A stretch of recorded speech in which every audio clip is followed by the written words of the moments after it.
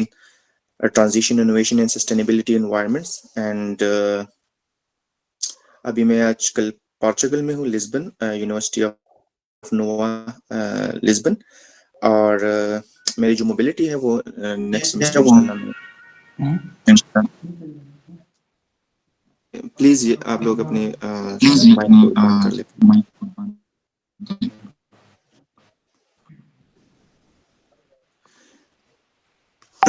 उस्मान, इस तरह कर लेना, सारों के ना माइक ऑफ कर दे ताकि बीच में डिस्ट्रप्शन ना हो। ठीक, एक एक करके फिर जी सबको अलाउ करें। वासिफ भाई मैं देख लेता हूँ।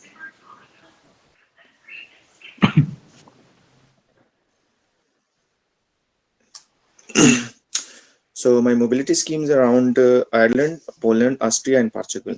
और थोड़ा सा अपना स्कॉलरशिप जर्नी का बता दूं तो 2023 में मैंने स्टार्ट किया था बेसिकली अपनी एप्लीकेशंस, और I was offered fully funded scholarships from KAUST, King Abdullah University of Science and Technology, Saudi Arabia, Finland government scholarship, और जो कि ऑल्टो यूनिवर्सिटी में मुझे ऑफर हुआ था फिनलैंड गवर्नमेंट की तरफ से fully funded with stipend, and also EIT in energy master program, वहां से भी मुझे ऑफर आई थी। मैंने फिर एरास्मस मुंडस ज्वाइन प्रोग्राम।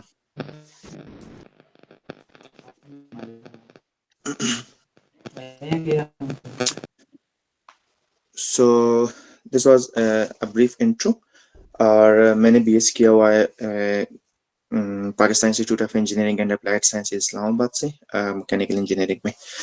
सो आज का जो सेशन होने वाला है ये CV एंड मोटिवेशन लेटर्स को डिस्कस करेंगे हम इस सेशन में। तो CV और मोटिवेशन लेटर्स आप लोगों के स्कॉलरशिप एप्लीकेशन के 2 मेन पिलर्स हैं। इसके अलावा और भी कंपोनेंट्स है, लाइक रिकमेंडेशन लेटर्स है, और साथ में कभी कभार इंटरव्यू है, इंटरव्यू के साथ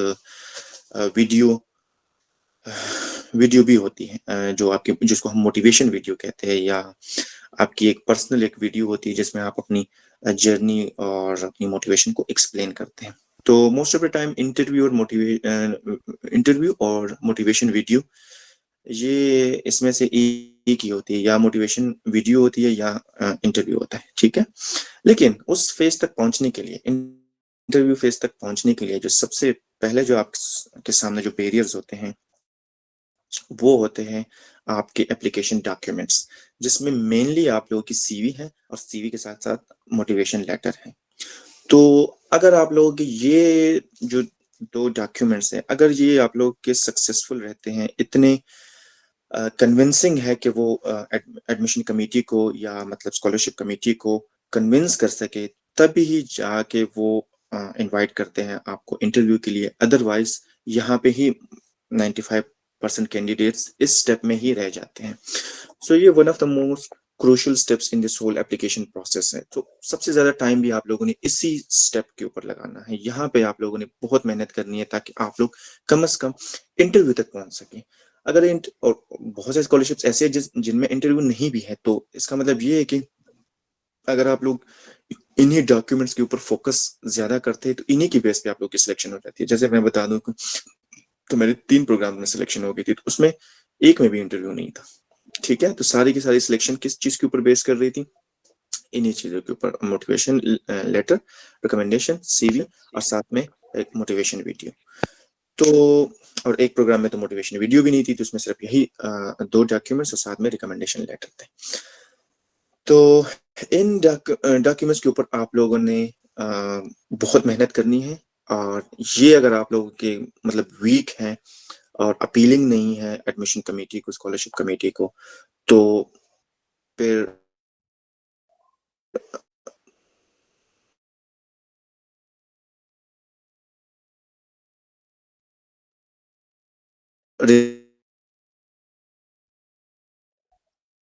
रिजेक्शन ही आएगा, ठीक।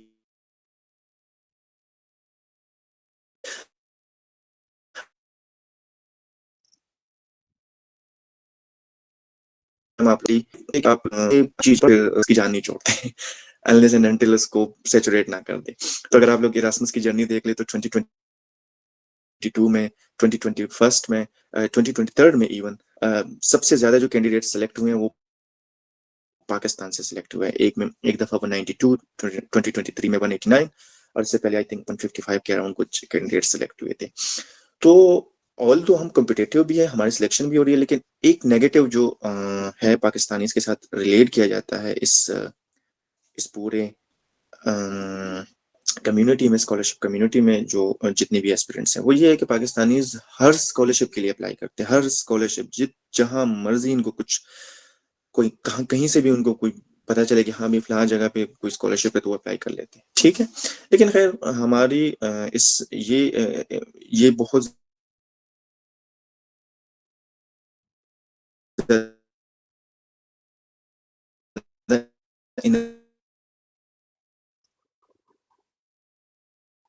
कंज्यूमर, तो हमने नेगेटिव को भी कॉम्पिटेटिव होता जा रहा है। और इस साल आई कैन जस्ट सी के इतने सारे एप्लीकेंट्स आ रहे हैं कि हो सकता है कि 200 का फिगर हम इस साल क्रॉस कर ले एरास्मस में स्पेसिफिकली।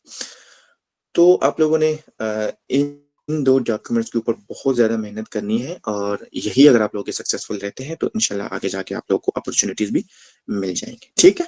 तो मैंने अपनी पूरी कोशिश की है कि आप लोगों को मैसेज डिलीवर हो जाए कि आप लोगों ने क्या करना है, कैसे करना है, कहाँ से कंटेंट जनरेट करना है, कंटेंट कैसे आप लोगों ने सीवी में डालना है, और कंटेंट जब आप लोग लिखते हैं या मतलब कि कोई एक चीज आप लिखते हैं तो वो किस पर्सपेक्टिव से आप लिखते हैं, उसके पीछे जो एक पूरा का पूरा आइडिया होता है, वो आइडिया होता क्या है बेसिकली, ठीक है। स्ट्रेटेजी क्या होती है, तो सारी की सारी चीजें मैं इसमें एक्सप्लेन करूंगा इस पूरी की पूरी सेशन में। तो एंड तक साथ रहिए, ये मेरे लिए भी एक मोटिवेशन है और आप लोगों के लिए भी एक इंफॉर्मेटिव सेशन है।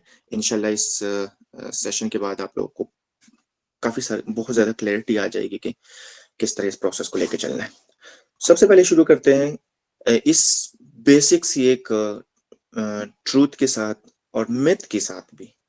एक मिथ ये है कि भाई अगर आप 80% लोगों के जो बिल्कुल एस्पिरेंट्स होते हैं, जो कि अभी अभी उन्होंने स्टार्ट किया है एप्लीकेशन प्रोसेस, मैं भी था एक स्टेज के ऊपर, मैं ये नहीं कह रहा हूँ कि मैं बिल्कुल ही जब आया तो सब कुछ हर चीज की मुझे समझ आ रही थी, लेकिन ऐसा नहीं है।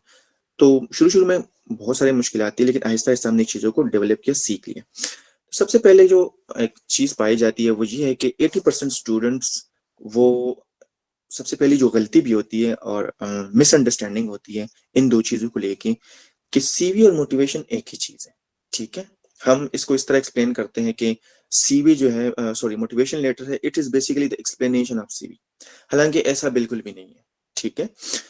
सीवी और मोटिवेशन लेटर बिल्कुल भी एक चीज नहीं है, ना ये एक दूसरे की एक्सप्लेनेशन है, ना ही ये एक डॉक्यूमेंट दूसरे को सपोर्ट करता है, लेकिन वो कंप्लीटली उसको रिप्लिकेट नहीं करता, ठीक है। तो सबसे पहले तो आप लोगों ने ये अपने माइंड में क्लियर कर लेना है कि सीवी और मोटिवेशन लेटर ये दो डिफरेंट चीजें हैं, और इन दो डिफरेंट चीजों पे हमने अलग अलग तरीके से मेहनत करनी है, स्ट्रैटेजी अलग ही रखनी है इसके लिए, ठीक है।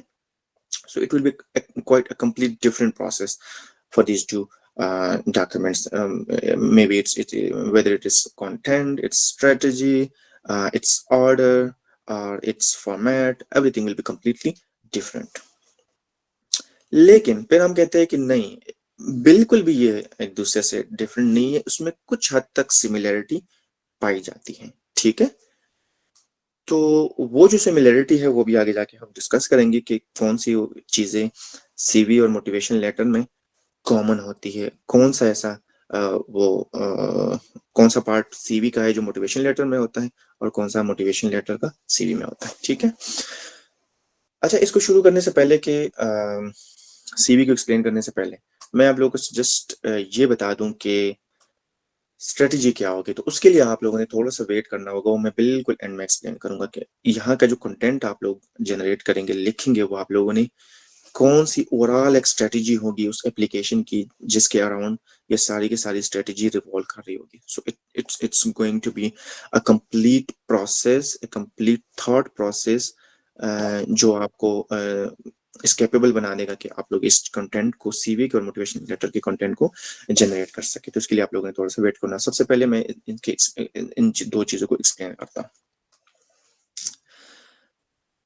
अच्छा, तो अब इस पे आते हैं कि आप लोग जब एक एप्लीकेशन स्टार्ट करते हैं, बिल्कुल शुरू में आप लोग इतना पता चल गया कि भाई एक फ्लां स्कॉलरशिप है जिसके लिए मैंने अप्लाई करना है। Only you have the information regarding a specific scholarship program. Okay, so at this stage you are quite nascent। आप बिल्कुल एक न्यू है, न्यू बी है, आपको कुछ नहीं पता आपने क्या करना है, कहाँ जाना है, कैसे शुरू करना है। ठीक है, उसके लिए मैं आपको थोड़ा सा एक हिंट दे देता हूँ कि आपने कहाँ से स्टार्ट करना है। तो सबसे पहले आपने ब्रेनस्टॉर्मिंग करनी है। ब्रेनस्टॉर्मिंग का मतलब ये है कि आपने बैठ जाना है और पेन लेके कुछ लिखाई करनी है, कुछ लिखना है अपने बारे में कि भाई मैं क्या हूँ, कौन सा ऐसा बिगर एक प्रॉब्लम है आपने आइडेंटिफाई करना है, अपनी जिंदगी का एम्बिशन है, कोई गोल है, कुछ भी हो सकता है, वो आपके पर्सनल जर्नी के साथ रिलेट करता है। और ये डिफरेंट हो सकता है, ये आप किसी से कॉपी नहीं कर सकते। हर बंदे की जो जिंदगी होती है वो डिफरेंट होती है, हर बंदे का जो पर्सपेक्टिव होता है वो डिफरेंट होता है। तो आपके जो एम्बिशंस हैं, गोल्स हैं, या अगर आपके वो गोल है भी नहीं लेकिन आपकी सोसाइटी में कोई ऐसा बड़ा प्रॉब्लम है, कोई ऐसा इशू है जो मुआशरे के या सोसाइटी के एक बिगर चंक ऑफ पॉपुलेशन को अफेक्ट कर रहा है, तो आप उसको बेसिकली अपना मकसद बना के सॉल्व करने जा रहे हैं। ठीक है, तो ये आपके जहन में क्लियर होना चाहिए। स्कॉलरशिप के लिए जब आप अप्लाई करते हैं ना, तो स्कॉलरशिप के लिए जो फंडिंग होती है वो बहुत ज्यादा होती है। लाइक मिसाल के तौर पर अगर आप लोगों को मैं एक एस्टिमेट बताऊं एरास्मस की, तो अराउंड ये कुछ बनती है 60-65,000 यूरोज बनते हैं 2 सालों के। तो ये बहुत बड़ी अमाउंट है। अब वो इतनी अमाउंट जो है वो एक ऐसे बंदे के ऊपर वो क्यों स्पेंड करेंगे जिसका कोई मकसद ही नहीं है, जिसका कोई गोल ही नहीं है, जो किसी मुआशरे में किसी इशू को सॉल्व ही नहीं कर रहा। ठीक है, अगर वो किसी आ, अगर किसी ऐसे प्रॉब्लम को वो टैकल नहीं कर रहा जो कि आजकल सोसाइटी में हमारे इस वर्ल्ड हमारी जो दुनिया की एक बहुत बड़ी पॉपुलेशन है वो फेस कर रही है, तो अगर वो इस उन प्रॉब्लम्स को सॉल्व नहीं करे तो इतने पैसे वो उनके ऊपर क्यों लगाएंगे।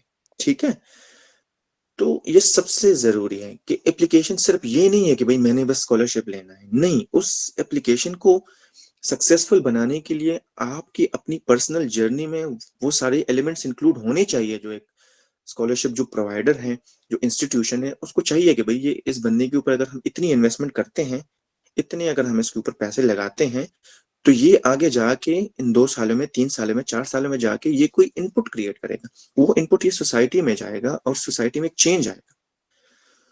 तो वो प्रॉब्लम, एम्बिशन, गोल आपका होना चाहिए। इसके बगैर अगर आप लोग चल रहे हैं, आप एप्लीकेशन लिख रहे हैं, तो आई डोंट थिंक कि आप लोग जाके सक्सेसफुल हो पाएंगे। सबसे पहला ये स्टेप है, आपने अपना विजन बिल्कुल क्लियर करना है। ठीक है,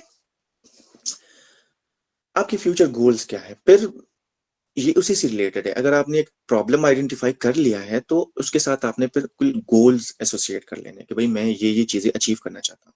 ठीक है, और वो जो चीजें होती है वो आपके फील्ड से रिलेटेड होती है। मोस्ट ऑफ द टाइम हम इस तरह कर सकते हैं कि लाइक मिसाल के तौर पे अगर कोई मैकेनिकल इंजीनियरिंग का बंदा है और वो ये सोच रहा है कि भाई मैं रोबोटिक्स में काम करना चाहता हूँ, दुनिया जो है ना ऑटोमेशन की तरफ जा रही है, बहुत ज्यादा खर्चा हो रहा है मैन्युफैक्चरिंग प्रोसेस के ऊपर, और मैं चाहता हूँ कि रोबोट्स को डेवलप कर सकूं और रोबोटिक्स को मैं इंडस्ट्री में ला सकूं और उससे मैं इन प्रोसेसेस को मोर एफिशिएंट बना सकूं। तो ये एक उसका एक फ्यूचर का गोल है।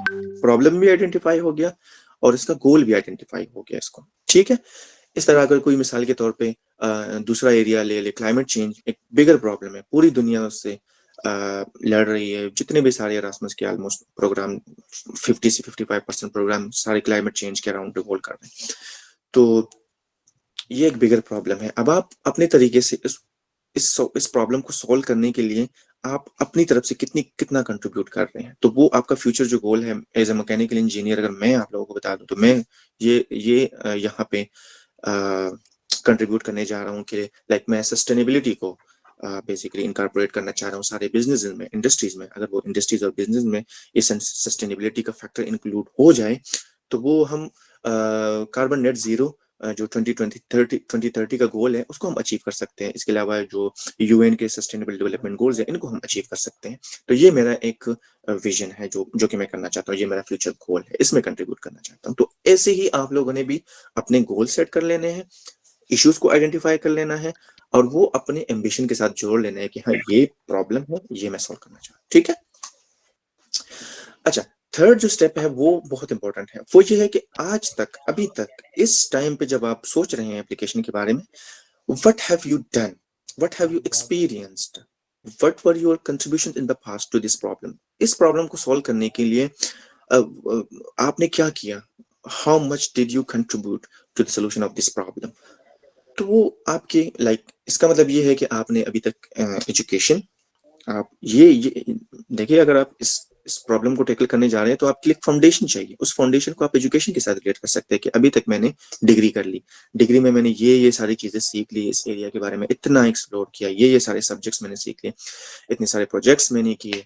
इसके अलावा फिर ये कह सकते हैं कि आपने ये देखना है कि अपनी पर्सनालिटी में, अपनी जर्नी में, कि मैंने कौन कौन से प्रोजेक्ट्स पे काम किया है। वो सारे के सारे आपके इंटर्नशिप्स हो सकते हैं, एकेडमिक्स में जो आप लोग सेमेस्टर प्रोजेक्ट्स करते हैं वो सारे के सारे इसमें इंक्लूड होते हैं। तो वो बेसिकली जितनी भी आपकी ये वर्किंग होती है, that truly contributes to the solution of that problem.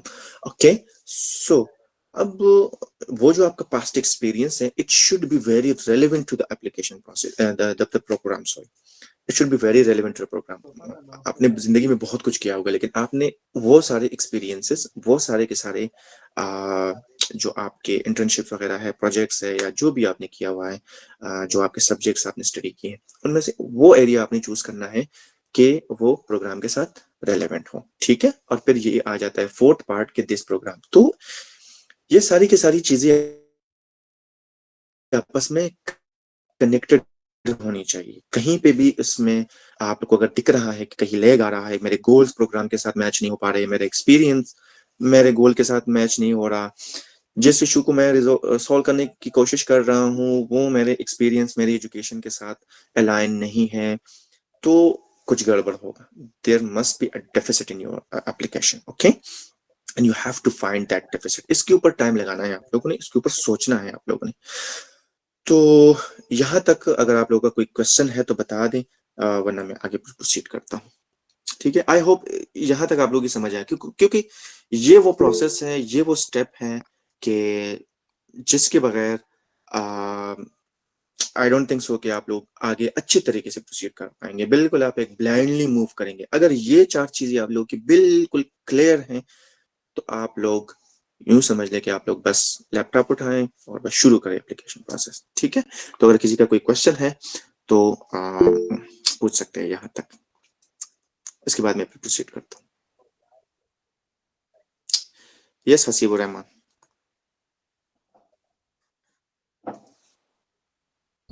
अस्सलाम वालेकुम सर। वालेकुम अस्सलाम। सर जो इनिशियली आपने कहा कि आपने ना एक प्रॉब्लम आइडेंटिफाई करना है अपनी सोसाइटी में, तो हम्म अगर एक पर्सन, फॉर एग्जांपल मैं खुद को ही ले लेता हूँ, अगर वो एप्लीकेशन प्रोसेस शुरू कर रहा है और वो हम्म और जो इस स्लाइड में जो थर्ड पीस है, चंक है, वो है कि योर पास्ट एक्सपीरियंस। अगर वो प्रॉब्लम ही उसका वो पास्ट एक्सपीरियंस हो, तो इन दो चीज़ों को हम कैसे। यस, यस यस यस, यही तो ये मैं अभी आगे जाके एक्सप्लेन करूंगा कि ये जो प्रॉब्लम है ना, ये आपके जहन में आएगा कहाँ से। ठीक है। ये जस्ट एक स्ट्रेटजी का पार्ट है कि आप लोगों ने यहाँ से स्टार्ट करना है। अगर आप लोगों को पता है कि भाई मेरे एक्सपीरियंस से ही वो चीज रिवील हुई है, ठीक है, तो बिल्कुल वो आपका एक प्रॉब्लम बन जाएगा और आप लोग उसको अपना एम्बिशन बना के गोल बना सकते हैं। लेकिन जैसे मैं आप लोग को एग्जांपल लेता हूँ, अभी कुछ दिन पहले मैं एक मोटिवेशन लेटर देख रहा था किसी एक स्टूडेंट का, उसकी सिलेक्शन भी हो गई है। उसने जो जैसे आप पास्ट एक्सपीरियंस की बात कर रहे हैं, तो उसने जो प्रॉब्लम आइडेंटिफाई किया था वो यही था कि उनका जो बेसिकली इलाका है, उस इलाके में लोड शेडिंग बहुत ज्यादा होती थी। तो रात को वो कह रहे थे कि जब मैं स्कूल में था तो स्टडी करने में बहुत ज्यादा परेशानी होती थी। एफएससी में भी सेम किस्म के प्रॉब्लम्स मैंने फेस किए। इसके अलावा सेम प्रॉब्लम्स उसने यूनिवर्सिटी में भी जाके फेस की। तो वो उसकी लाइफ का एक्सपीरियंस ही उसका एक वो जो प्रॉब्लम आइडेंटिफिकेशन वाला वो जो एक फेज है ना, वो उसने उधर ही कवर कर लिया। तो यस, इट्स क्वाइट प्रोबेबल कि आप बिल्कुल अपने पास्ट एक्सपीरियंस में ही वो प्रॉब्लम ढूंढ सकते हैं। Is it clear? सर मैं इस चीज़ के साथ एक और चीज़, मतलब कि ये तो हो गया ना, जैसे आपने लाइट का प्रॉब्लम बताया, अगर कुछ सोसाइटी का कल्चर ऐसा है कि एक बंदा एक डिफरेंट फील्ड में जिसमें नहीं जाना चाहता, और उसके ना सोसाइटी के प्रेशर ने, पेरेंट के प्रेशर ने उसको फोर्स किया और वो उसमें एक्सेल नहीं कर सका, और अब वो एक डिफरेंट फील्ड में है और उसमें एक्सेल करना चाह रहा है और उसमें ना एक्सेल नहीं ये कर पा रहा, और ये चीज़ें हम अपने मोटिवेशन लेटर को मतलब बेस बना सकते हैं इससे। बिल्कुल बना सकते हैं, लेकिन यहाँ पे मैं एक बात कर लूँ। अच्छा अच्छा, ये बिल्कुल पॉसिबल है कि आप कंप्लीटली डिफरेंट फील्ड में जाएं। मुझे ये देख लें, मैं आपके सामने बैठा हूँ, मैकेनिकल इंजीनियर का बंदा, एक्सपीरियंस सारा का सारा इंडस्ट्रियल, नॉन टेक्निकल प्रोग्राम में सोशियोलॉजी से रिलेटेड चीजें पढ़ रहे हैं, ठीक है? बिल्कुल भी उसका मैकेनिकल इंजीनियरिंग से या इंजीनियरिंग से इवन कोई लेना देना नहीं है इस प्रोग्राम का। दूर दूर तक एक भी सब्जेक्ट नहीं है जो उस इंजीनियरिंग के साथ रिलेट कर सके। तो इस बिल्कुल पॉसिबल है, बिल्कुल पॉसिबल है, आप कंप्लीटली डिफरेंट फील्ड में जा सकते हैं, कंप्लीटली एक नई एक दुनिया आप खोल सकते हैं अपनी लाइफ में, कुछ भी कर सकते हैं। लेकिन आपने अपने आप को सपोर्ट करना होगा। वो सपोर्ट जो आप अपने आप को दे रहे हैं वो इतना सॉलिड होना चाहिए कि बिल्कुल जो आपका रीडर है वो कन्विंस हो जाए कि हाँ, बेशक इसने आज 4 साल में जो भी किया है, लेकिन अभी ये इस फील्ड में आना चाहते हैं। तो ये हो सकता है, बिल्कुल हो सकता है, ठीक है? जैसे मैंने किया है, मैं बिल्कुल एक कंप्लीटली डिफरेंट फील्ड में बैठा हूँ, लेकिन मैंने उसको सपोर्ट किया है ना, ठीक है? अगर आपको अभी रीजन नहीं दिख रहा कि भाई मैं इसको सपोर्ट कैसे करूं, तो इसका मतलब ये है कि आप मजीद थोड़ा सा रिसर्च करें, मजीद थोड़ा सा एक्सप्लोर करें इस चीज को, ठीक है? I hope it's clear. Okay sir, thank you. Okay, so आगे बढ़ते हैं। अगर आप लोग क्वेश्चन है तो इंशाल्लाह एंड में भी वो और टैकल करेंगे। तो अब आते हैं सबसे पहले कि सीवी क्या चीज है। तो जैसे मैंने आप लोगों को बताया कि सीवी का ये जो डॉक्यूमेंट है, ये बेसिकली कंसिस्ट कर रहा होता है आपके प्रेजेंट और पास्ट को, कि प्रेजेंट और पास्ट में आपने जितनी सारी चीजें की हैं वो सारी की सारी आपकी सीवी में रिफ्लेक्ट हो रही होती है, ठीक है? तो ये आपका जो पास्ट और प्रेजेंट का जो एक्सपीरियंस है वो सारा का सारा आपने सीवी में एक्सप्लेन करना है। अब उसको एक्सप्लेन कैसे करना है, उसको ये सारा कुछ मैं आप लोगों को बताता हूँ, ठीक है? अच्छा, सीवी के सबसे पहले जो सीवी के मुख्तलिफ किस्म के सेक्शंस होते हैं, इन सेक्शंस के ऊपर आपने काम करना है, ठीक है? सो सबसे पहला जो सेक्शन आता है वो आपका वर्क एक्सपीरियंस आ जाता है। वर्क एक्सपीरियंस है, इसके अलावा एजुकेशन है, फिर आपके प्रोजेक्ट्स हैं, फिर आपके ऑनर्स एंड अवार्ड्स हैं, hard skills, extra curricular activities, soft skill. लेकिन ये लिस्ट जो है ये बिल्कुल भी फाइनाइट नहीं है कि लाइक आप लोगों ने बस ये समझ लिया कि यही लिखना है, नहीं, इसके अलावा और भी बहुत कुछ हो सकता है। लाइक आपके ऑनलाइन कोर्सेज हो सकते हैं, सॉरी, आपके ऑनलाइन कोर्सेज हो सकते हैं, इसके अलावा आपके सोशल इंटरपर्सनल स्किल्स हो सकते हैं, इसके अलावा आप और ऐसी चीजें डाल सकते हैं जो आप समझ रहे हैं कि भाई वो उस एप्लीकेशन के साथ ना रेलेवेंट है। तो रेलेवेंसी आप लोगों ने कभी भी छोड़नी नहीं है, हर चीज को आप लोगों ने रिलेट करने की कोशिश करनी है, ठीक है? सो ये आपके मेन सीवी के पार्ट्स होते हैं, ठीक है? इसमें सबसे पहला जो पार्ट आता है वो आपका आता है वर्क एक्सपीरियंस का। अच्छा, वर्क एक्सपीरियंस से जाने से पहले यहाँ पे मैं आपको बता दूं कि सीवी के सबसे टॉप पे होता है इंट्रोडक्शन। अब इंट्रोडक्शन का पार्ट जो होता है उसमें आपकी वो जो पिक्चर होती है, कॉन्टेक्ट की डिटेल्स होते हैं, नाम आ गया और आपका एड्रेस आ गया, ठीक है? वो तो हर सीवी में आपको दिखेगा, वो बिल्कुल एक बेसिक सी चीज है जो हर किसी को समझ आती है। तो मैं ज्यादा टाइम उस पर नहीं लगाऊंगा, मैं मेनली आता हूँ सेक्शंस के ऊपर कि आप लोगों ने सेक्शंस कैसे टेलर करने हैं अकॉर्डिंग टू प्रोग्राम, ठीक है? सबसे पहले आपका आता है वर्क एक्सपीरियंस। अब वर्क एक्सपीरियंस सिर्फ ये नहीं है कि आपने जॉब की है, जॉब अगर आपने की भी नहीं है तो आप लोग इंटर्नशिप्स हो सकते हैं, आप लोग का कोई वॉलंटियर एक्सपीरियंस हो सकता है, किसी सोसाइटी में आपने जैसे आपके यूनिवर्सिटी में सोसाइटीज होते हैं, फॉर एग्जाम्पल एक डिबेटिंग सोसाइटी, रोबोटिक सोसाइटी, इस तरह की मुख्तलिफ सोसाइटीज हैं, वहां पे आप लोगों ने काम किया हुआ है, तो वो आपका सारा का सारा वर्क एक्सपीरियंस में आ जाता है। वर्क एक्सपीरियंस में कोई भी आप ऐसी चीज जो आप एकेडमिक्स से हट के आप कर रहे हैं, टाइम दे रहे हैं, उसमें आप एक्सेल कर रहे हैं, so you can include that part in work experience, okay? अच्छा, now the main point is how to write it, how to how to tailor it according to the need of the application. So उसको करने के लिए you have to use action verbs. Action verbs का मतलब क्या है, मैं example से आप लोगों को समझाता हूँ, ठीक है। और आप लोगों ने नंबर्स में अगर आप बात नहीं भी कर सकते तो आप लोगों ने टेक्निकल लैंग्वेज यूज करनी है, अचीवमेंट्स का बताना है, प्रॉब्लम्स क्या थे, उसको सॉल्व कैसे किया, उनमें से आप लोगों ने रिजल्ट्स कितने अचीव किए, ठीक है। जैसे मैं आप लोगों को ये आप लोगों के सामने ये एक एग्जांपल नजर आ रही है, it's my experience eight national engineering and scientific commission Islamabad. And अब इसको मैंने जैसे कैसे लिखा हुआ है आप लोग देख रहे हैं कि यहाँ पे आप लोगों को उस प्रोग्राम से रिलेटेड जितनी चीजें थी, आई डोंट एग्जैक्टली रिमेम्बर कि ये मैंने किस प्रोग्राम के लिए लिखा था, बहरहाल थीम ही मकसद है कि आप लोगों ने इसको लिखना कैसे है, ठीक है। सबसे पहली चीज जो आप लोग यहाँ पे नोट करेंगे वो ये है कि यहाँ पे एक्शन वर्ब्स काफी सारे यूज है। एक्शन वर्ब्स का मतलब क्या है, ये आप लोगों को नजर जो आ रहे हैं ना, ये एक्शन वर्ब्स हैं, जैसे मैनेज्ड है, रिड्यूस्ड है, ऑटोमेटेड है, यूटिलाइज्ड है, ठीक है। इसके अलावा और भी है, बैलेंस्ड, कंडक्टेड, आइडेंटिफाइड।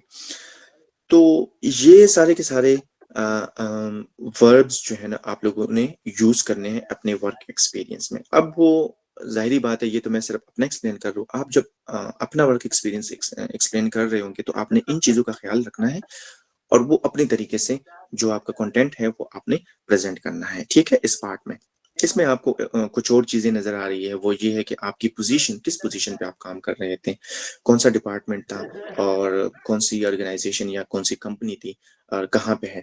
जैसे ये पाकिस्तान में है, और इसके अलावा इसका नाम क्या है, डिपार्टमेंट कौन सा था, आपकी पोजीशन क्या थी, इसके अलावा ये टाइम पीरियड जहाँ पे जो मेंशन है ना कि कब से कब तक, ये आपने मस्ट मेंशन करना है, ठीक है।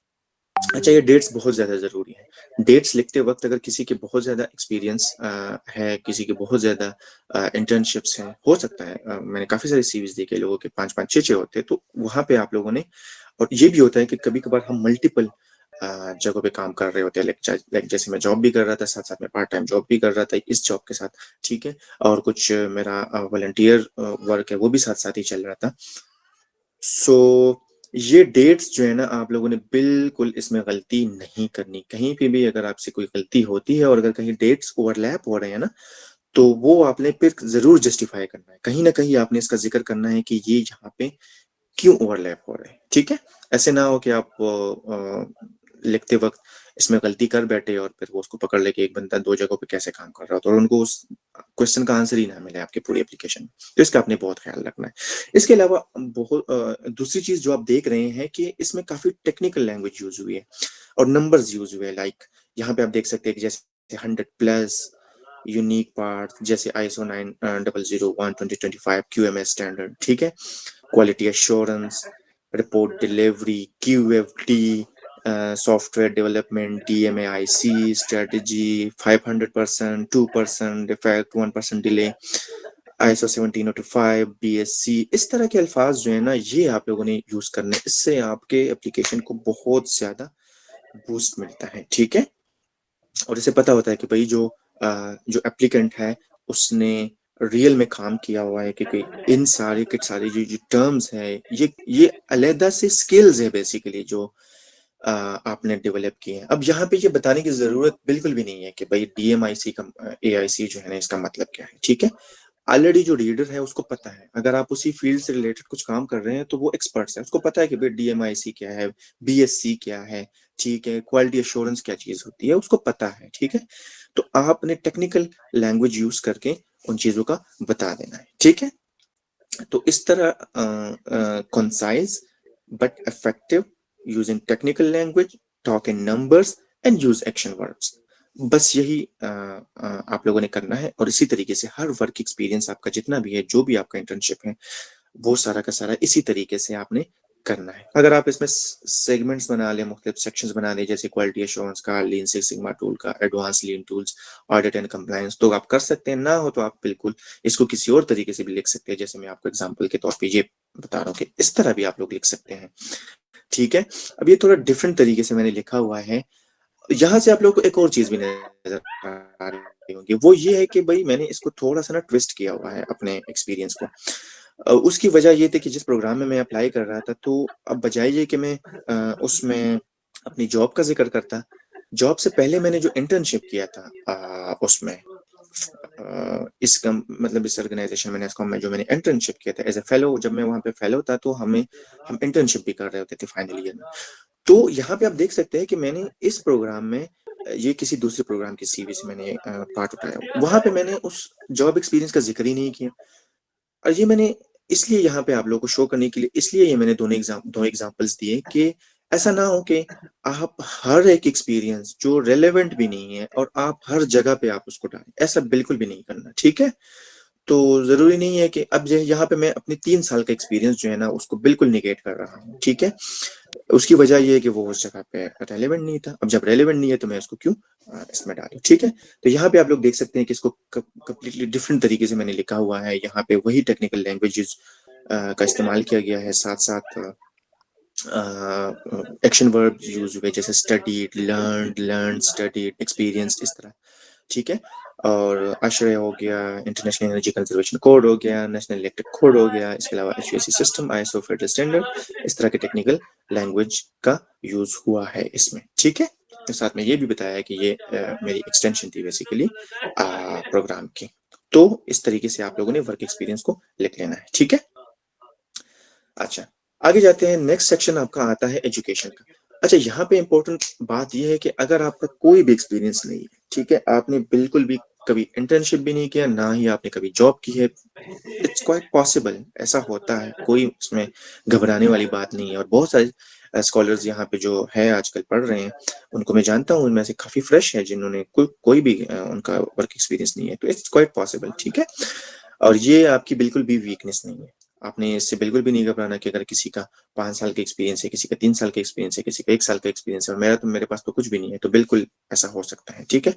तो यहाँ पे आप लोगों ने इस चीज़ का ख्याल रखना है। अगर आपका वर्क एक्सपीरियंस है, तो आपने वर्क एक्सपीरियंस को पहले डालना है और एजुकेशन को बाद में लिखना है, ठीक है? और अगर आपका वर्क एक्सपीरियंस बिल्कुल भी नहीं है, ठीक है? तो एजुकेशन को फिर आपने पहले ही टॉप पे लिख लेना है, ठीक है? इंशाल्लाह एट द एंड आपको मैं इस सीवी के बताऊंगा कि कैसे दिखती है ये, ठीक है? अच्छा, ये भी हो सकता है कि आपके जो इंटर्नशिप्स थे वो बाद में थे, लाइक सॉरी, पहले आपने किए थे, आपने ड्यूरिंग बैचलर्स या ड्यूरिंग मास्टर्स आपने इंटर्नशिप्स किए थे। तो अगर डेट्स का आपको लग रहा है कि नहीं वो इम्पोर्टेंट नहीं है इतने, तो आपने फिर क्या करना है कि वर्क एक्सपीरियंस को बाद में भी आप लिख सकते हैं। तो यहाँ पे आपने बस थोड़ा सा वाइजली सोचना है कि कौन सी चीज़ ज़्यादा इंपॉर्टेंट है, ठीक है? अच्छा, एजुकेशन में आपने क्या-क्या इंक्लूड करना है? इसमें आपने सिर्फ़ और सिर्फ़ अपनी बैचलर और मास्टर को इंक्लूड करना है। यहाँ पे आपने मैट्रिक और इंटरमीडिएट को बिल्कुल भी इंक्लूड नहीं करना है, क्योंकि आप मास्टर स्कॉलरशिप के लिए अप्लाई कर रहे हैं, तो यहाँ पे मैट्रिक और इंटरमीडिएट का किसी ने नहीं पूछना। इसमें क्या होता है कि आपने इंस्टीट्यूट का नाम लिखना है, ये ज़रूरी है, ठीक है? ड्यूरेशन आपने लिखनी है कि भई कब से कब तक आपने इस डिग्री को परस्यू किया था, और साथ में अगर आपका थीसिस प्रोजेक्ट अगर वो रेलेवेंट है उस प्रोग्राम से, जिस प्रोग्राम में आप अप्लाई कर रहे हैं, ठीक है? तो उस थीसिस प्रोजेक्ट को आप लिख लें, नहीं है रेलेवेंट तो यहाँ पे इसको लिखने की ज़रूरत बिल्कुल भी नहीं है, ठीक है? अच्छा, एक और बहुत ज़रूरी चीज़ जो है ना, वो है सीजीपीए। सीजीपीए बहुत इंपॉर्टेंट है। सीजीपीए अगर आपका यहाँ पे अगर आपका ज्यादा है, ठीक है? ज्यादा का मतलब ये है कि लाइक वो जो एक एवरेज एक थ्रेशोल्ड है ना, उसको आपने ऑलरेडी क्रॉस किया हुआ है, like 3.3 3.2, it's an average baseline. अगर आप इससे ऊपर ऊपर लाई कर रहे हैं तो आप सीजीपीए को यहाँ पे मेंशन करें। अगर आप यहाँ पे आपको पता है कि भाई मेरा जीपीए जो है ना थोड़ा सा कम है, मेरा पर्सनल एक्सपीरियंस ये है कि यहाँ पे आप जीपीए को मेंशन ना करें, ठीक है? क्योंकि होता ये है कि अगर कोई आपकी सीवी पढ़ रहा है ना और ये कम जीपीए देख ले, तो वैसे ही एक इम्प्रेशन सा जाता है कि लाइक इस जीपीए के यहाँ पे स्कॉलरशिप के सिलेक्शन के साथ बिल्कुल भी उस तरह का डायरेक्ट कनेक्शन नहीं है। हाँ, ये कंट्रीब्यूट करता है, लेकिन इतना भी नहीं कंट्रीब्यूट करता कि कम जीपीए जो है ना आपको रिजेक्शन की तरफ ले जा सके। तो अगर ज्यादा है तो अच्छा इंप्रेशन डालने के लिए लिखते, अगर कम है, 3 है, 2.9 है, समथिंग है, आप इसको यहाँ पे बिल्कुल अवॉइड करें, ठीक है?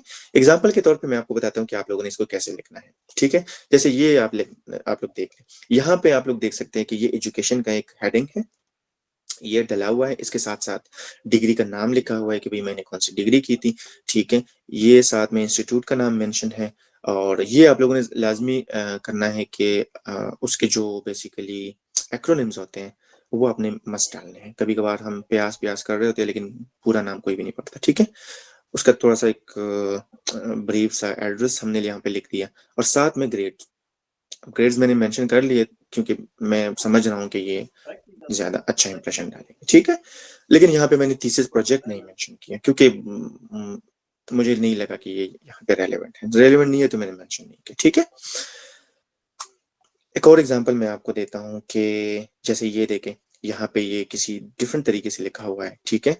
पैटर्न चेंज हो सकता है। तो यहाँ देखिए, अब यहाँ पे आप लोग देख सकते हैं कि मैंने इस एजुकेशन एंड ट्रेनिंग में ना एक सेक्शन भी एक और वर्ड भी ऐड कर दिया है, वो है ट्रेनिंग का। क्योंकि ट्रेनिंग जो है बेसिकली यहाँ पे वो ट्रेनिंग बहुत ज्यादा इंपॉर्टेंट थी। जो मैं बेसिकली डालने की कोशिश कर रहा था वो ISO 45001 की जो ट्रेनिंग थी। तो ये मेरे पास इसकी एक सर्टिफिकेट था, तो उसमें इंपॉर्टेंट नहीं था तो मैंने नहीं डाला। यहाँ पे इंपॉर्टेंट था तो मैंने डाल दिया, ठीक है। तो ये आप लोग यहाँ से आप लोगों को अंदाजा हो रहा है कि कोई चीज हार्ड एंड फास्ट नहीं है। अगर कोई आप लोगों को CV भेज दे कि भाई हाँ इसी के ऊपर अपना कंटेंट कॉपी कर ले, ठीक है, तो बिल्कुल ऐसा नहीं होने वाला। हर चीज को आप लोगों ने जरूरत और नीड के मुताबिक रेलेवेंसी को देख के आप लोगों ने उसको टेलर करना है, ठीक हो गया।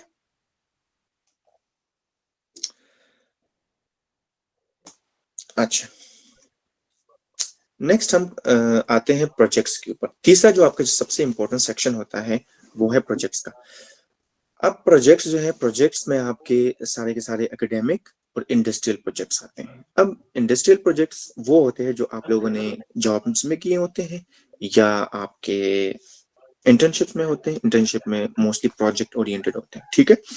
तो वो सारे के सारे आप लोगों ने इस सेक्शन में डाल दें, ठीक है। अब आपने वहां पे क्या लिखना है कोई अगर आप एक प्रोजेक्ट मेंशन कर रहे हैं तो उसमें आपने क्या लिखना है। आपने मेनली रिजल्ट्स के ऊपर फोकस करना है कि आपने क्या उसमें किया, रिजल्ट क्या निकला, उसका अचीव क्या किया उसमें से, ठीक है। और आपने लर्निंग्स को लिखना है कि आपने क्या लर्न किया था उसमें, ठीक है। और साथ में अचीवमेंट्स का लिख लेना, जैसे मैंने पहले बताया। एग्जाम्पल के तौर पे मैं आप लोगों को दिखाता हूँ कि आप लोगों ने कैसे लिखना है। अच्छा, यहाँ तक सबको समझ आ रही है? अगर किसी का कोई क्वेश्चन है तो पूछ सकते हैं। और अगर आप एंड तक वेट कर सकते हैं तो बहुत अच्छा होगा। लेकिन अगर बहुत ज्यादा ही रेलेवेंट है और आप लोग समझ रहे हैं कि आगे मैं साथ साथ फॉलो नहीं कर रहा तो बता दें, ठीक है। Okay, I assume you all are getting what I'm trying to explain. So यहाँ पे आप देख रहे हैं कि ये जो प्रोजेक्ट है आपने इसको कैसे मेंशन करना। सबसे पहले आपने इसका टाइटल डाल देना। ये देखिए ब्लू में आपको नजर आ रहा है कि ये टाइटल है, ठीक है। अब चूंकि मैं मैकेनिकल इंजीनियरिंग का बंदा हूं तो मैं मेरे सारे प्रोजेक्ट्स उसी तरह टेक्निकल चीजों के अराउंड रिवॉल्व कर रहे होंगे, ठीक है। So design of flue gas desulphurisation, okay sorry, unified coal fired thermal power plant. तो ये मैंने एक प्रोजेक्ट किया था जो रेलेवेंट था इस प्रोग्राम के साथ जिसमें मैं अप्लाई कर रहा था, तो मैंने उसको डाल दिया। यहाँ पे भी आप देख सकते हैं कि मैंने वही जैसे मैं नंबर्स में बात कर रहा हूँ 90%, 99%, 20%, ठीक है। High efficiency, desulphurisation, technical language use हो रही है, जगह का बताया हुआ है कि कहाँ पे किया था, 0.8910 एक और नंबर आ गया, ठीक है। रेट यहाँ पे लिख दिया है जिप्सम पर आवर, ठीक है। साथ में इंक्रीज डिक्रीज और ओवरऑल हमने क्या किया था, ये इसका रिजल्ट था। ये देखें, ये रिजल्ट यहाँ पे मेंशन हुआ पड़ा है। तो इस तरह आप लोग इसमें लिख सकते हैं, ठीक है। तो आप लोगों ने प्रोसेस लिख देना है कि भाई क्या क्या आपने किया था और उसका रिजल्ट क्या था, कौन कौन सी चीजें आपने अचीव कर ली, और साथ में उसका एक अगर आपने ये लिख लिया लाइक ये है कि अगर आप इस तरह के डिजाइन्स जो है ना किसी बड़ी इंडस्ट्री में लगा दे, उसका इम्पैक्ट क्या पड़ने वाला है, ठीक है, लिख सकते हैं। बहुत अच्छा इंप्रेशन जाता है कि भाई मैंने जो ये काम किया हुआ है वो बिल्कुल भी मतलब कोई इस तरह नहीं है कि इसकी कोई एप्लीकेशन नहीं है, ठीक है। सो बेमकसद बिल्कुल भी नहीं था। तो इस तरीके से आप लोगों ने लिख लेना है। अच्छा, अब यहाँ पे ना एक आप लोगों के जहन में सवाल आ रहा होगा कि ये कंटेंट जो मैं लिख रहा हूँ ना, ये सारा, ठीक है, ये हम कैसे जनरेट करेंगे? तो जैसे मैंने पहले आप लोगों को बताया कि आप लोग थोड़ा सा वेट करें, वो स्ट्रेटेजी जो है ना कंटेंट की, ये कैसे जनरेट करनी है आप लोगों ने, ये मैं आप लोगों को बताऊंगा इंशाल्लाह। ठीक है, अभी मैं आप लोगों को स्ट्रक्चर समझा रहा हूँ, लैंग्वेज समझा रहा हूँ कि आप लोग उसमें कौन सा लैंग्वेज यूज करेंगे, कौन सी स्ट्रेटेजी कौन सा स्ट्रक्चर यूज करेंगे। तो अभी मैं सिर्फ वही एक्सप्लेन करने की कोशिश कर रहा हूँ। ठीक है, ये आप लोगों के जहन में कैसे आएगा, यहाँ पे आप लोगों ने कैसे इन चीजों को लिखना है, मैं यहाँ पे कौन कौन सी चीजें प्रोजेक्ट की डालूं, कौन सी ना डालूं, ये मैं इंशाल्लाह आपको एंड पे बताऊंगा। एक और एग्जांपल ले लेते हैं यहाँ पे।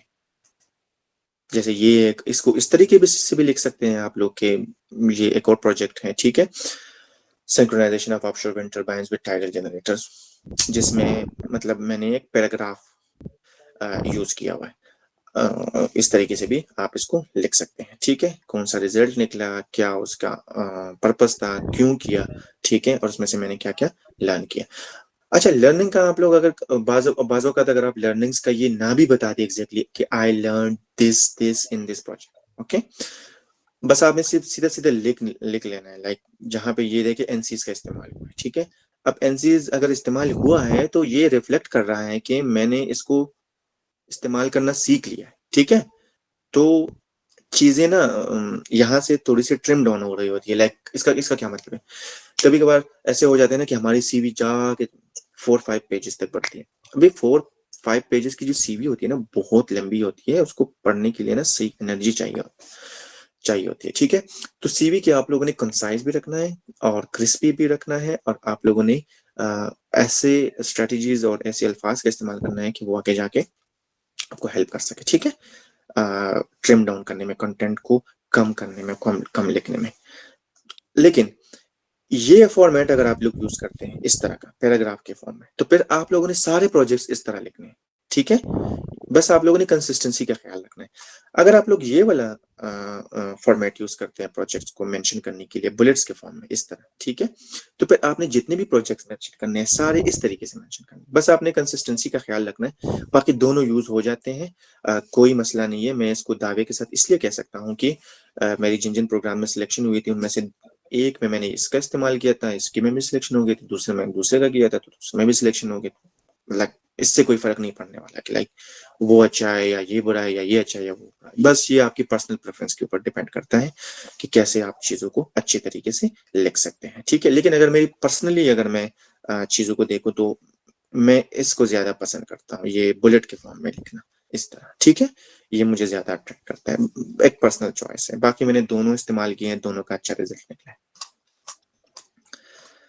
इसके अलावा फिर जब स्किल्स वाला पार्ट आ जाता है, आपके लैंग्वेज स्किल्स हो सकते हैं। लाइक कभी कभार ऐसा होता है कि हमें अपने मदर लैंग्वेज के अलावा दूसरी लैंग्वेजेस भी आते हैं, तो ये एक बड़ी अच्छी एक स्किल है, आप इसको मेंशन कर सकते हैं। जैसे लैंग्वेज स्किल्स में मैंने लिख दिया कि पश्तो के अलावा मैं उर्दू भी बोल सकता हूँ और मैं इंग्लिश भी बोल सकता हूँ। ठीक है, तो आप लोग ने यहाँ पे लैंग्वेज स्किल्स मेंशन कर लेने हैं।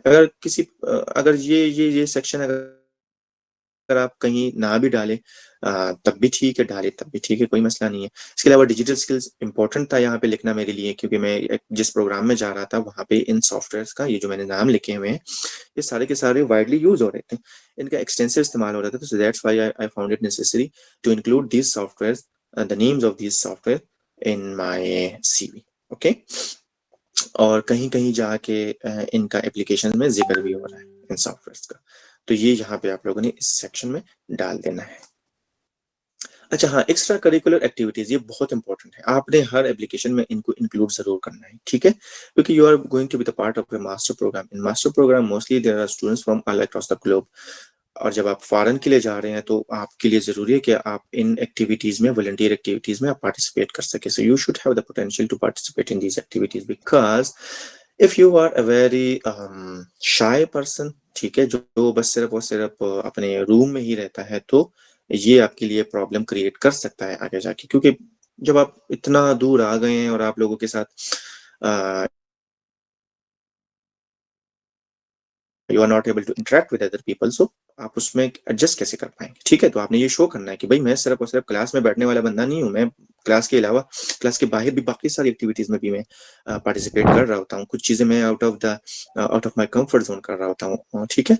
तो जैसे इस तरह आप लोग लिख सकते हैं कि मैंने current adviser of God motivate support welfare organization, उस तरह मेंटोर जो मैंने जिस ऑर्गेनाइजेशन की है के अंडर ये सेशन कंडक्ट हो रहा है, भी इसका जिक्र हो रहा है यहाँ पे। इस तरह सोसाइटी का मैंने जिक्र किया हुआ है, ठीक है। ये देखिए इवेंट को, किसी इवेंट में मैंने पार्टिसिपेट किया था और उसमें मैंने किसी पोस्ट पे काम किया था, वो मैंने मेंशन कर दिया। कोई भी यहाँ पे आप लोग चीज लिख से, हर कोई भी एक्सपीरियंस को आपने छोटा बड़ा नहीं समझना, ठीक है। हर एक्सपीरियंस का कोई ना कोई मतलब होता है, ठीक है। तो हेड डॉक्यूमेंटेशन ये मैंने कर दिया। इसके अलावा vice president of American Society for Mechanical ASME PS chapter 2018। तो इस तरह आप लोग अपनी वॉलंटियर एक्टिविटीज को यहाँ पे इस सेक्शन में लिख सकते हैं, ठीक है। और फिर इसके बाद आ जाता है, अगर आप लोगों ने एक और कुछ सेक्शन ऐड करना है, जैसे मैंने ये एक एक्स्ट्रा एक सेक्शन ऐड किया था सोशल एंड इंटरपर्सनल स्किल्स, क्योंकि चूंकि ये एरास्मस प्रोग्राम था, तो यहाँ पे मैं ये जरूरी समझ रहा था कि भाई अगर मैं जाऊंगा और इस प्रोग्राम में हर कंट्री के लोग आए होंगे। जैसे मैं आपको एक छोटा सा एक स्टेटिस्टिक बता दूं, अभी हमारे क्लास में 28 स्टूडेंट्स हैं, 28, और उन 28 में 24 नेशनैलिटीज के लोग हैं।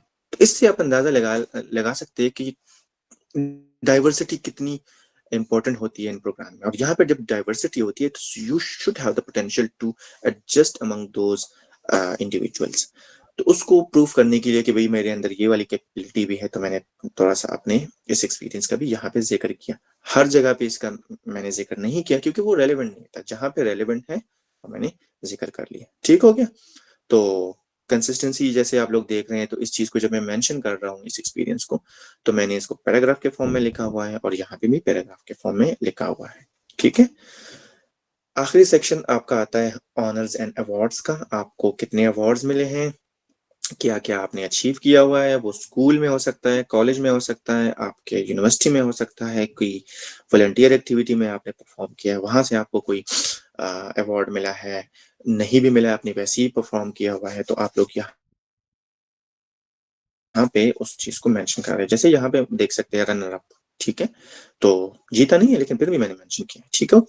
और यहाँ पे आप देख सकते हैं बेस्ट प्रोजेक्ट अवार्ड, ये 2015 मैट्रिक की एक चीज मैंने यहाँ पे डाल दी है, ठीक है। ये दो चीजें मैट्रिक की है 2017, तो आप इसमें मुख्तलिफ चीजें डाल सकते हैं, ठीक है। सो यहाँ तक सारा का सारा जो पार्ट था वो था कंटेंट का। अच्छा, यहाँ पे आप लोग एक और चीज देख सकते हैं कि थोड़ा सा आप लोगों ने उस को एक्सप्लेन करना है कि जो आप ऑनर या अवार्ड की बात कर रहे हैं वो कहाँ से मिला आपको, और उसमें मतलब वो किस चीज से रिलेटेड था, ठीक है। अब स्ट्रेटेजी ये है सीवी के कंटेंट के लिए कि कौन कौन सी चीजें आपने पहले डालनी है, कौन से बाद में डालनी है। तो बिल्कुल स्ट्रेट फॉरवर्ड चीज यहाँ पे आपने क्या करना है, मोस्ट रेलेवेंट जो चीजें हैं वो आपने सबसे पहले लिख लेनी है, जो लेस रेलेवेंट है वो आपने बाद में लिख लेनी है। तो मोस्ट रेलेवेंट और लेस रेलेवेंट से मैं यही मतलब लेता हूँ कि जो आपका वर्क एक्सपीरियंस है, एजुकेशन है, प्रोजेक्ट्स है, जो आपके उस प्रोग्राम के साथ डायरेक्टली लिंक्ड है, वो सारे आपने पहले लिख लेने हैं और इनको ज्यादा आप लोगों ने एज देना है, फोकस करना है इन चीजों के ऊपर। और जो आपके दूसरी एक्टिविटीज हैं जो डायरेक्टली लिंक नहीं कर रहे लेकिन वो आपके सीवी को सपोर्ट कर रहे हैं, तो वो आपने यहाँ पे एंड पे लिख लेने, जैसे आपने उस सीवी में देख लिया, ठीक है। तो यहाँ तक आपका सारा का सारा सीवी का पार्ट था। आई होप आप लोगों को इसकी समझ आ गई होंगी। सो उस्मान, आई थिंक हम मोटिवेशन लेटर के लिए इस मीटिंग को खत्म करके, क्योंकि अभी 5 मिनट बाकी है, तो हम नेक्स्ट को ज्वाइन कर सकते हैं, ठीक है। अभी के लिए मैं एक क्वेश्चन यहाँ पे ले लेता हूँ कि सीवी से रिलेटेड आप लोग के जितने भी क्वेश्चंस हैं आप यहाँ पे भी पूछ लें जी। अस्सलाम वालेकुम। मैंने एक चीज़ पूछनी थी, कुछ ऐसा प्रोजेक्ट हो सकता है जो वर्क एक्सपीरियंस को भी के अंदर भी आ सकता हो। मतलब let's say some projects that you do in your semester are related to your university coursework, no? Some of them can be in collaboration with other departments or maybe in other institution. So a project like that, should it be mentioned under projects or should it come under work experience? What do you think about that? Yes, thank you for asking this question. ये बहुत ज्यादा important है कि आप लोग इसको कहाँ पे मेंशन करेंगे। ठीक है, आपने किसी इंस्टीट्यूशन के साथ कोलैबोरेट किया हुआ है। अब देखिए मैं अपनी पर्सनल एक्सपीरियंस से बता दूं, तो जो मेरा फाइनल ईयर प्रोजेक्ट था तो वो मेरा था नेस्कॉम की तरफ से। ठीक है, मैं उनके लिए काम कर रहा था। तो मैंने वो चीजें प्रोजेक्ट्स वाले उसमें मेंशन किए, लेकिन साथ ही साथ उसको मैंने वर्क एक्सपीरियंस के तौर पे भी मेंशन किया हुआ है। ठीक है, अच्छा यहाँ पे डिफरेंस क्या है? डिफरेंस ये है कि उसी एक्सपीरियंस को जब मैं वर्क एक्सपीरियंस वाले सेक्शन में मेंशन कर रहा था, तो मैं ज्यादा एकेडमिक्स सॉरी टेक्निकल चीजों पे मैं ज्यादा वो नहीं कर रहा था फोकस। ठीक है, मैं बस मेन लर्निंग्स और जो मैंने वहां से अचीव किया था अपनी करियर को, लाइक वर्क एक्सपीरियंस आपका बेसिकली करियर जर्नी होती है। तो करियर की कौन सी चीजें आपने लर्न की, ठीक है, तो मैंने वहां से जो जो चीजें लर्न की थी, जो जो मैंने सीखा था, वो मैंने सारा का सारा उसमें लिख लिया।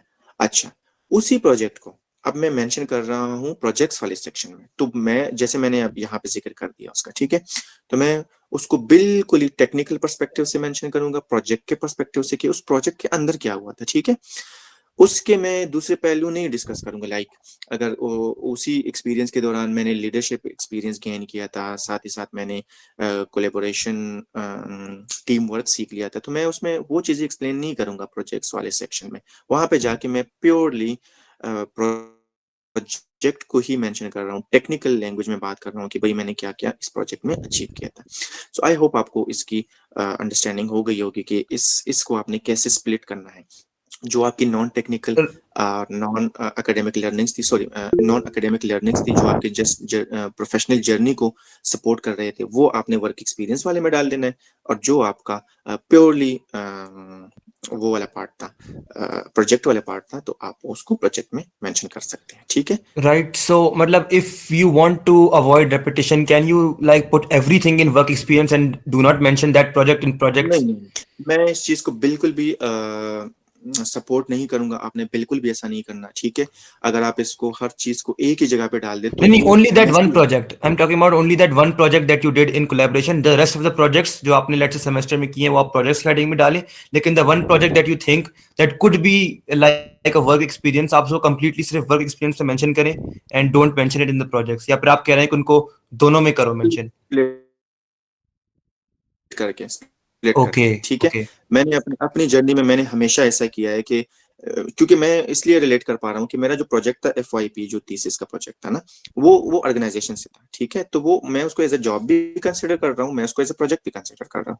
तो मैंने हमेशा ऐसा किया है। उसका जो नॉन टेक्निकल और जो पार्ट था वो मैंने वर्क एक्सपीरियंस में डाला है, और दूसरा पार्ट मैंने उधर डाला हुआ है। ठीक है, सो अभी ये मीटिंग खत्म हो रहा है, इंशाल्लाह नेक्स्ट में ज्वाइन करते हैं और फिर उसमें ये क्वेश्चन आंसर सेशन जारी रखते हैं। ठीक है, तो Mohammed Usman, please share the link in the group.